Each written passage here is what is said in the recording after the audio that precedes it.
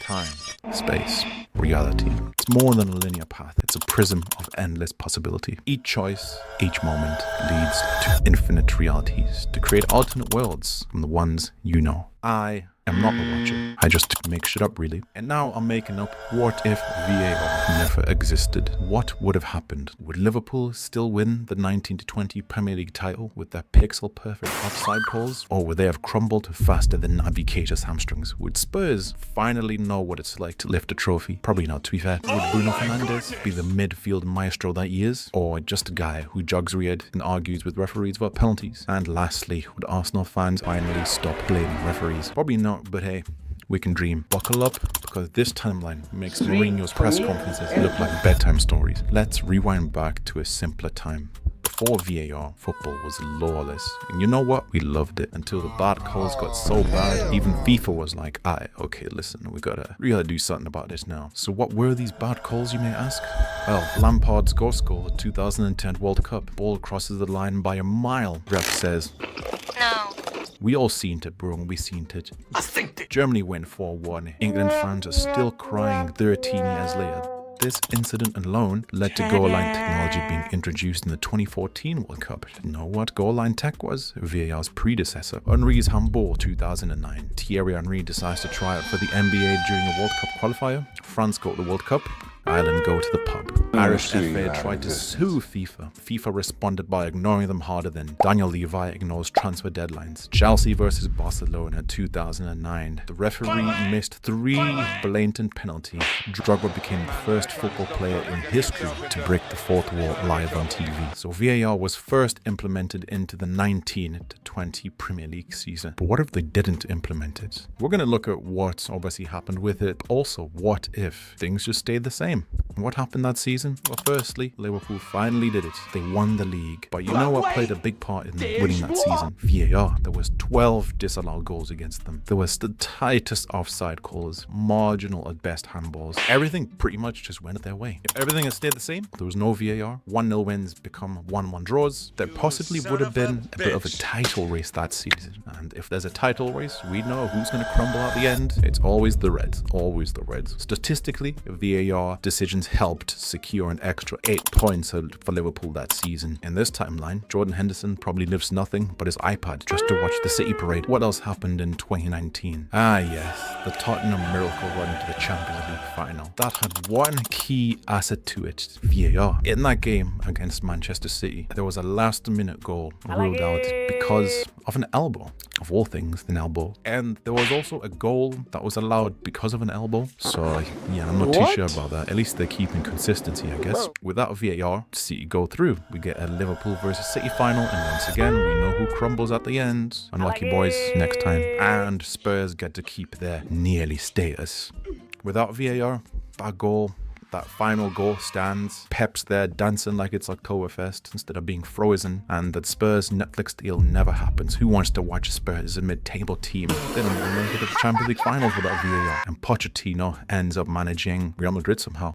Now let's take a look at a club we love to hate on. And that club is Manchester United. In that 19-20 season, United got a Premier League record of 14 penalties that season. That's more pens than Watford had goals. VAR gave Bruno the platform to become penalty Jesus. Without VAR, those calls don't get made. Bruno's goal and assists drop faster than Harry Maguire's transfer value. There's so many ways this guy could have gone. Only 7 of those 14 pens likely would have stood without VAR, according to Football Analysis by 365.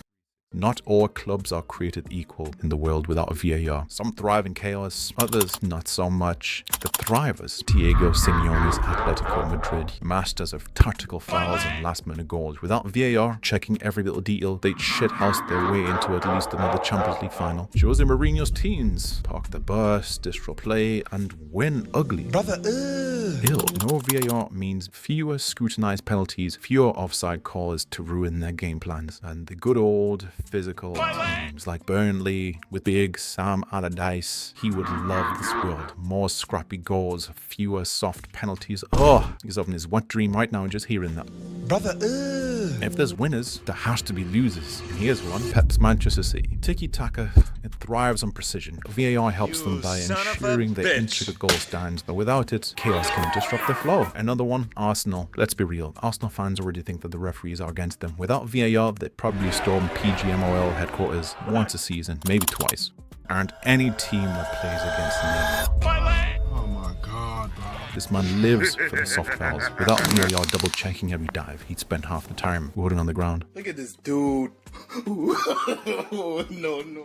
Here's where things get a little bit Interesting. on the dollar sign side of things. VAR isn't just a technology, it's an entire industry. VAR costs the Premier League over $10 million to implement. No VAR, that money stays in clubs' pockets or gets reinvested somewhere. Probably gets thrown in the bin. TV networks, they love a bit of controversy. They love it. Without VAR, controversial decisions go through the roof, which means more talking points, more debate shows, and more angry fans watching post-match analysis. Them views, bro. Gotta get them views up. Who else does it get interesting for? Betting companies. But these guys, they'll be in some serious trouble. The number of voided bets from VAR overturns is insane. God damn. No VAR, you either win big or you lose big.